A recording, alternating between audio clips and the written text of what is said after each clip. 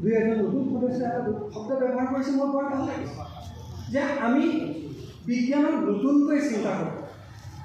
আজি সময় আহি পৰিছে গোটেই বিশ্বই ভাৰতবৰ্ষলৈ চাইছে, ভাৰতবৰ্ষৰ বিজ্ঞান চাইছে Ayurvedic. It is not only a tradition, it is a science. আজি বিশ্বই আমাৰ জৈৱিক পদ্ধতিলৈ গৈছে, আজি অন্যান্য বিকল্প চিকিৎসা পদ্ধতিলৈ গৈ আছে। মানুহে উন্নতিৰ শিখৰত থাকিও আমেৰিকাত পাগলখানাৰ সংখ্যা কমি যোৱা নাই, বাঢ়িয়ে গৈছে। ডিপ্ৰেশ্যন, ভাৰতবৰ্ষত এই শব্দই নাছিল, আজি বিশ্বৰ বিজ্ঞানৰ চূড়ান্ত অৱস্থাত আমি ডিপ্ৰেশ্যনত ভুগিছোঁ।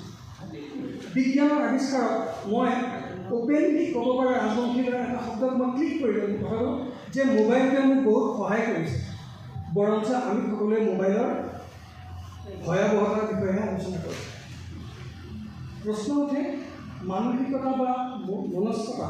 এই মনস্কতা শব্দটো হৈছে সকলোৰে ভালৰ বাবে কি হ'ব পাৰে। মই মোৰ এই দুবছৰীয়া কাৰ্যকালত আমাৰ যিটো টীম আছিলে, এই টীমটোৱে সদায় নতুনত্ব কিবা এটা আহিব লাগে বুলি ভাবোঁ। সকলোৰে ইনভলভমেণ্ট বিচাৰোঁ আৰু স্বাভাৱিক বিজ্ঞানক আমি সন্মুখত আনিবলৈ চেষ্টা কৰিলোঁ। সেয়েহে বিভিন্ন বিদ্যালয়ত আনুষ্ঠানিকভাৱে 5 জুন এই কাৰ্যক্ৰম হোৱাকৈ ছাত্ৰ ছাত্ৰীসকলে সেই দিনটোৰ বিষয়ে বা মোৰ ভৱিষ্যত জীৱনৰ কাৰণে বিজ্ঞানক মই কেনেকৈ আনিম, এই বিষয়ে কেনেকৈ আগবাঢ়িব পাৰে, এই ক্ষেত্ৰতে আমাৰ অৱদান আছে। এটা শব্দ কৰি পেলাই অন্ধবিশ্বাস নিৰ্মূল, অৰ্থাৎ ইটোক গালি পাৰ সিটোক গালি পাৰ। কিন্তু কেতিয়াবা আমি ইচ্ছা কৰি চাইছিলোঁ যে মোৰ মা বা মোৰ দেউতাক মই কেতিয়াবা প্ৰশ্ন সুধিছেনে যে বিজ্ঞানৰ চূড়ান্ত অৱস্থাত মই জুলজিৰ ছাত্ৰ, মই DNA শব্দ জানো। DNA মানে আমাৰ দেউতাৰ DNA নহয়, ডিঅক্সিৰিবন নিউক্লিক এচিড। আমাৰ চৰিত্ৰবিলাক আমি মা দেউতাৰ পৰা পাওঁ, জিন পাওঁ, সেই জিনৰ DNA আছে।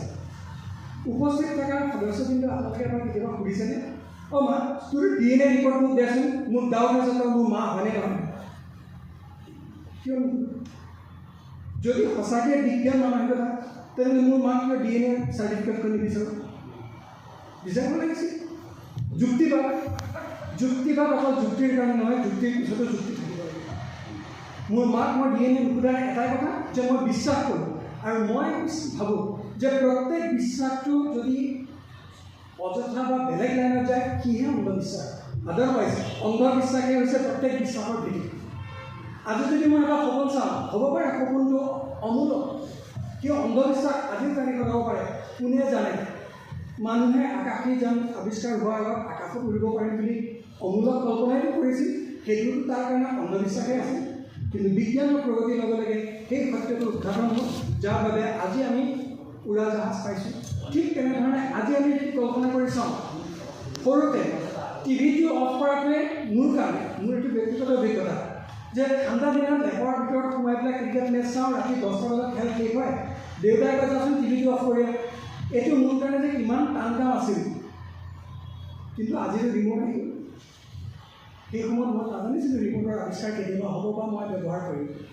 বিজ্ঞানে আমাৰ পৰিৱৰ্তনত যেনেধৰণে সহায় কৰিছে, মই ভাবোঁ ভাৰতীয় সমাজে যিহেতু আমি বিশ্বগুৰু হ'বলৈ গৈ আছোঁ, পৃথিৱীয়ে যিহেতু আমাৰ ওপৰত ট্ৰাষ্ট কৰিবলৈ গৈ আছে, গতিকে আমাৰ বিজ্ঞান জনসাধাৰণৰ বাবে হওক এই আশা কৰোঁ, আৰু এই সূত্ৰে আমি কাম কৰিলোঁ। এই কাম কৰিবলৈ যাওঁতে মোৰ সহযোগীসকলে যিমানখিনি মোক সহযোগ আগবঢ়ালে তাৰ বাবে আজি মই সঁচাকৈ শলাগ লৈছোঁ, ধন্যবাদ জ্ঞাপন কৰিছোঁ, কৃতজ্ঞতা বুজিছোঁ। মই যিমানেই কাম কৰিছোঁ বুলি নকওঁ কিয়, সঁচা কথা ক'ব গ'লে কলেজলৈ আহোঁ আৰু 5টা বজাৰ লগে লগে কলেজৰ পৰা যাওঁ। মোৰ ঘৰ যিহেতু নগাঁও, গতিকে কলেজত থকা সময়ত যদি কিবা অকণমান সময় ওলায়, সেইখিনিহে মই বিজ্ঞান সমিতিক আচলতে দিলোঁ। যিমান দিব লাগিছে কিন্তু সঁচাকৈ মই দিয়া নাই। তথাপিও মোক আজি যদি সন্মানিত কৰিছে সভাপতি হিচাপে, আৰু তাৰে এটা অপৰাধ মই আজি ৰাজহুৱাভাৱে মই স্বীকাৰ কৰোঁ। মোৰ এজন বন্ধু, বিৰাট খাছ বন্ধু, তেখেত ইছৰোৰ চাইণ্টিষ্ট, আৰু ইছৰোৰ এলাপেচা চাইণ্টিষ্টটো নহয়। বৰ্তমান চন্দ্ৰযান 3 ছাকচেছৰ পিছত চন্দ্ৰযান 4 কাম চলি আছে। মোৰ বন্ধুজনে চন্দ্ৰযান 5ৰ কাৰণে কাম কৰি আছে, তাৰ প্ৰজেক্ট ডাইৰেক্টৰ জয় সিনহা, LJ সিনহা বুলি বাংগালুৰুৰ এজন চাইণ্টিষ্ট। তেখেত আহিছিল আচলতে অৰুণাচললৈ। মোৰ ব্যক্তিগত বন্ধু থকাৰ কাৰণে তেখেতে ক'লে যে বন্ধু মই তোমাৰ ঘৰত আহিম ব্ৰেকফাষ্ট কৰিম।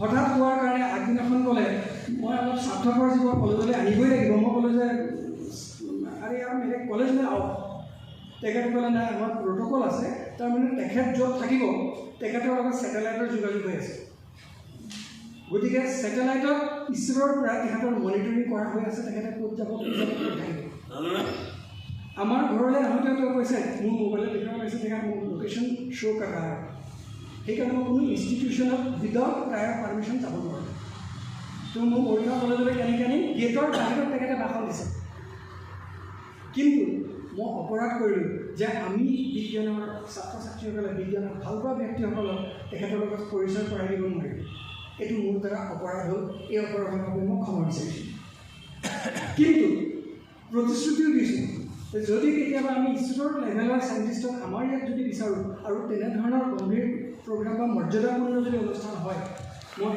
তেখেতক নিমন্ত্ৰণ জনাম আগতীয়াকৈ যোগাযোগ কৰি অফিচিয়েলি তেখেতৰ পৰা আমি মানে ইনষ্টিটিউটৰ পৰা পাৰ্মিশ্যন ল'ম কিন্তু তেখেত আমাৰ ইয়াত আহিবলৈ নিদিব তেখেতৰ কাৰণে কোনো প্ৰট'কলৰ মানে অফিচিয়েল প্ৰট'কল বাদ দি আমাৰ কাৰণে কোনো টেনশ্যন নাই ক'ত থাকিব কি থাকিব সেইটো মোৰ দায়িত্ব কিন্তু আমি তেনেধৰণৰ ব্যক্তিক আমি আমাৰ মাজত পাম গতিকে আজি এই চেগতে এই অপৰাধৰ বাবে মই ক্ষমা বিচাৰিলোঁ মোৰ স্বভাৱ